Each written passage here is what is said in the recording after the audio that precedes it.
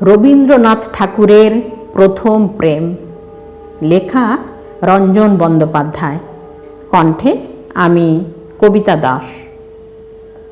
কিশোর রবিকে প্রথম প্রেমের পাঠ দিয়েছিলেন মারাঠা সুন্দরী আনা। কবি যার নাম দিয়েছিলেন নলিনী। রবীন্দ্রনাথের বয়স তখন 17, বিলেত যাবেন। কবি এসেছেন মেজদা সত্যেন্দ্রনাথের আহমেদাবাদের বাসায়। কবি বিলেত যাবেন, তাই ভাইটাকে একটু কেতাদুরস্ত করার জন্য নিজের কাছে নিয়ে এলেন। ইংরাজি ভাষাটা ভালো করে বলতে হবে, বিলেতি আদব কায়দা শিখতে হবে, তাই ভাইটিকে এনেছেন।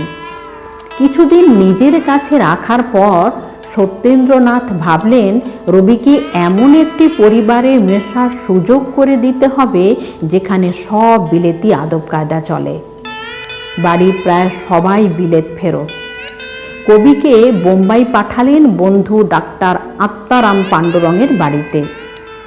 ইনি একজন আধুনিক মনস্ক মারাঠি পণ্ডিত। সত্যেন্দ্রনাথের সঙ্গে ভালো সম্পর্ক। রবীন্দ্রনাথ এলেন আত্মারাম পাণ্ডুরঙের বাড়িতে। আত্মারামের মেয়ে অন্নপূর্ণা, ডাকনাম আনা, বয়স 20। কবির থেকে বয়সে 3 বছরের বড়। রবীন্দ্রনাথকে ইংরাজি শেখানো, আদব কায়দা শেখানো সব ভার আনাই পেল। এদিকে আনা ছিল এক শিক্ষিতা সুন্দরী দুরন্ত পাহাড়ি ঝর্ণা, তার উপরে বিলেত ফেরত মেয়ে। রবীন্দ্রনাথকে প্রথম প্রেমের পাঠ এই আনাই একদা দিয়েছিল। কিন্তু প্রেমের বিষয়ে রবীন্দ্রনাথ ছিলেন প্যাসিভ, নিরুত্তাপ, আর আনা ছিল অ্যাক্টিভ, সক্রিয়। আমারে তুমি অশেষ করেছ, এমনই লীলা তব, ফুরায়ে ফেলে আবার ভরেছ জীবন নব নব। কবিকে শেখাতে গিয়ে শিক্ষয়িত্রী আনাই প্রেমে পড়ে গেল কিশোর ছাত্রটির প্রতি। রবীন্দ্রনাথকে তিনি নতুন করে আর কি শেখাবেন? শুধু বাড়িতে পড়ে এত ভালো ইংরাজি বলছে, লিখছে। আনা অবাক, কি অপূর্ব তার ভাষার বিচরণ। কবি তখন ভারতী পত্রিকায় ধারাবাহিক কবি কাহিনী লিখছেন, আর সেই রচনার ইংরাজি অনুবাদ করে আনাকে শোনাচ্ছেন। আনা মন্ত্রমুগ্ধ, 2 হাত গালে রেখে বড় বড় চোখ করে তাকিয়ে আছে কবির দিকে। আনা ভাবছে, শুধু ভাবছে, এই ছেলেকে সে কি শেখাবে?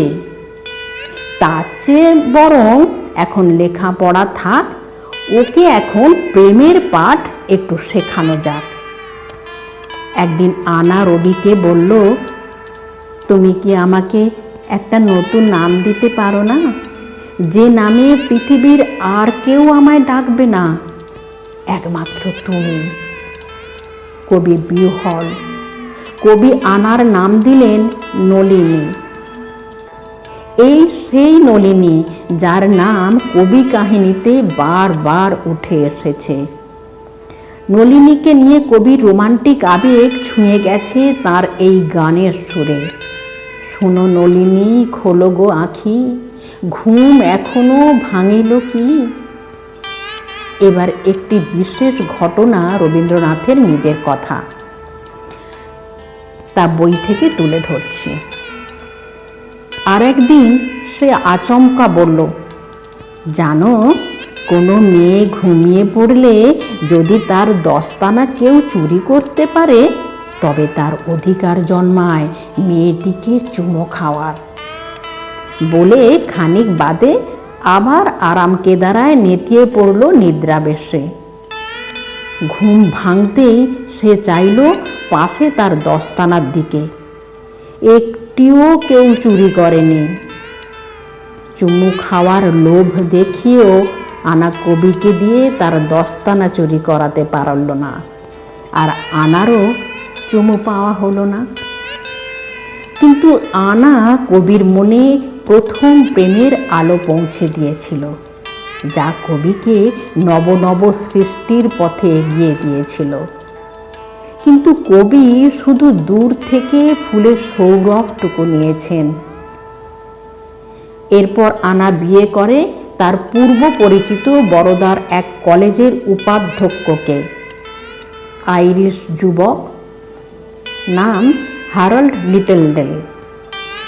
গভীর দুঃখের, বিয়ের পর মাত্র 36 বছর বয়সে টিবি রোগে আনা চলে গেল। কবি আনাকে সারা জীবন ভুলতে পারেননি। কবি ডিএন রায়ের সুযোগ্য পুত্র দিলীপ রায়ের সঙ্গে বন্ধুর মতন মিশতেন।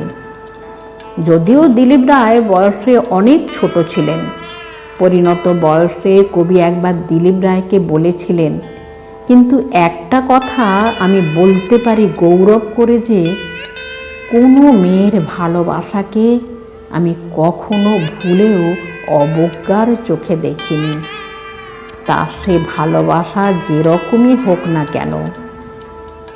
এই হলেন রবীন্দ্রনাথ ও তার স্বর্গীয় ভালোবাসা।